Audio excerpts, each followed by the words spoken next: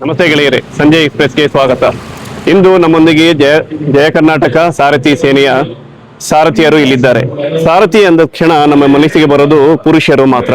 But ಈಗ ಆಟೋಗಳನ್ನು ಚಲಾಯಿಸದಲ್ಲಿ ಮಹಿಳೆಯರು ಸಹ ನಾವೇನು ಹಿಂದುಳಿದಿಲ್ಲ ಅಂತ ಮುಂದುಳಿದ್ದಾರೆ. ಈಗ ಬನ್ನಿ, ಇಲ್ಲಿ ಪ್ರತಿಮಾ ಅವರು ಅಂದ್ರೆ ಜಯ ಕರ್ನಾಟಕ ಸಾರಥಿ ಸೇನೆಯ ಮಹಿಳಾ ಅಧ್ಯಕ್ಷೆಯರಾದ ಪ್ರತಿಮಾ ಅವರು ಇಲ್ಲಿದ್ದಾರೆ.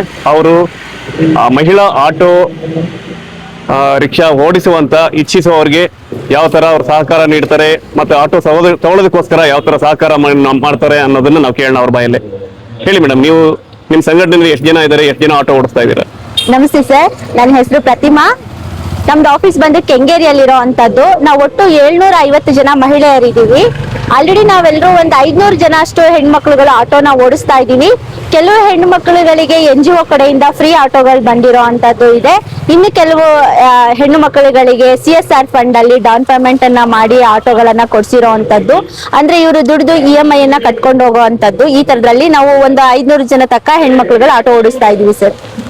ಈಗ ನಿಮ್ಗೆ ಚಾಲೆಂಜ್ ಅಲ್ಲಿ ಏನಿರುತ್ತೆ ಮೇಡಮ್ ಆಟೋ ಓಡಿಸ್ಬೇಕಾದ್ರೆ ರಸ್ತೆಯಲ್ಲಿ ಬೀದಿಯಲ್ಲಿ ಹೇಗೆ? ಸರಿ, ಇವಾಗ ಫಸ್ಟ್ ಎಲ್ಲ ಏನಷ್ಟು ಸಮಸ್ಯೆಗಳು ಇರ್ತಿರ್ಲಿಲ್ಲ. ಆಟೋ ಡ್ರೈವರ್ಸ್ ಎಲ್ಲದೂ ಸಪೋರ್ಟ್ ಮಾಡ್ತಾ ಇದ್ರು. ಇತ್ತೀಚಿನ ದಿನಗಳಲ್ಲಿ ಏನ್ ಚಾಲೆಂಜಸ್ ಆಗಿದೆ ಅಂದ್ರೆ 2 wheeler bike taxi, white board ಟ್ಯಾಕ್ಸಿಗಳು ನಿಮ್ಮೆಲ್ರಿಗೂ ಗೊತ್ತಿದೆ. ಇದು ಬಂದ ನಂತರ ನಮಗೆ ಸ್ವಲ್ಪ ಸಮಸ್ಯೆಗಳಾಗ್ತಾ ಇದೆ ಸರ್. ನೀವು ಚಾಲನಾ ತರಬೇತಿ ಸಹ ಕೊಡ್ತಾ ಇದ್ದೀರಾ ಮಹಿಳೆಯರಿಗೆ? ಸೊ ಅದು ಯಾವ ತರ, ಎಷ್ಟು ದಿನ ಟ್ರೈನಿಂಗ್, ಯಾವ ತರ ಮಾಡ್ತೀರಾ? ಸರ್, ನಾವು 1 ತಿಂಗಳ ಕಾಲ ಅವರಿಗೆ ತರಬೇತಿಯನ್ನ ಕೊಡ್ತೀವಿ ಸರ್. ಅವರಿಗೆ 2 ವೀಲರ್, 4 ವೀಲರ್ ಮತ್ತೆ ಆಟೋ ಎರಡೂ ಸಹ ನಾವು ತರಬೇತಿಯನ್ನ ಕೊಡ್ತೀವಿ. 3 ವೀಲರ್ ಯಾರೆಲ್ಲ ಡ್ರೈವ್ ಮಾಡೋದಕ್ಕೆ ಇಷ್ಟಪಡ್ತಾರೆ ಅವರಿಗೆ ಆಟೋ ವ್ಯವಸ್ಥೆಯನ್ನ ಕೂಡ, ಏನು ಶೋರೂಮ್ ಪ್ರೈಸ್ ಇದೆ ಆ ಶೋರೂಮ್ ಪ್ರೈಸ್ ಅಲ್ಲಿ ಅವರಿಗೆ ಆಟೋ ಸಿಗ್ಬೇಕು. ಯಾವುದೇ ಬ್ರೋಕರ್ ಚಾರ್ಜಸ್ ಇರಬಾರ್ದು. ಮತ್ತೆ ಏನು BBMP ಗಳ ಕಡೆಯಿಂದನೂ 175 ಇಂದ 1 lakh ತಕ್ಕ ಅವರಿಗೆ ಸಬ್ಸಿಡಿ ಸಹ ಸಿಗುವಂತದ್ದು. ಈ ತರದನ್ನ ವ್ಯವಸ್ಥೆ ಆಟೋಗಳು ಸಹ ವ್ಯವಸ್ಥೆ ಮಾಡಿ ನಾವೇ ಕೊಡಿಸ್ತೀವಿ ಸರ್. ನಿಮ್ಮ ಸಂಘಟನೆಯಲ್ಲಿ ಹೇಗೆ, ನಿಮ್ಗೆ ಸಹಕಾರ ಹೇಗಿದೆ ಮೇಡಮ್ ನಿಮ್ಮ ಸಹ ಸಂಘಟಕರಿಂದ? ಖಂಡಿತ ಸರ್, ಎಲ್ಲಾ ಸಂಘಟನೆಯಲ್ಲಿ ಬರುವಂತಹ, ಯಾಕಂದ್ರೆ ನಮ್ಮ ಸಂಘಟನೆಯಲ್ಲಿ ನಾವು ಅತಿ ಹೆಚ್ಚು ಹೆಣ್ಣು ಮಕ್ಕಳು ಇರೋದ್ರಿಂದ ಬೇರೆ ಸಂಘಟನೆಯವರು ಸಹ ಒಬ್ರು ಇಬ್ರು ಹೆಣ್ಣು ಮಕ್ಕಳು ಬರುವಂತವ್ರನ್ನ ಸಹ ನಮ್ಮ ಅಡ್ರೆಸ್ ಅನ್ನ ಅಥವಾ ನಮ್ಮ ಕಾಂಟ್ಯಾಕ್ಟ್ ನಂಬರ್ ಅನ್ನ ಕೊಟ್ಟು ಕಳಿಸ್ತಾ ಇರ್ತಾರೆ ಸರ್. ಹಾಗಾಗಿ ಎಲ್ಲಾ ಸಂಘಟನೆ, ಏನು ಬ್ಯಾಂಗ್ಳೂರಲ್ಲಿ ಇರುವಂತಹ ಎಲ್ಲಾ ಆಟೋ ಸಂಘಟನೆಗಳಿದೆ, ಅವರೆಲ್ಲರೂ ಸಹ ಪಾಸಿಟಿವ್ ಆಗಿ ರೆಸ್ಪಾನ್ಸ್ ಅನ್ನ ಮಾಡ್ತಿದ್ದಾರೆ ಸರ್.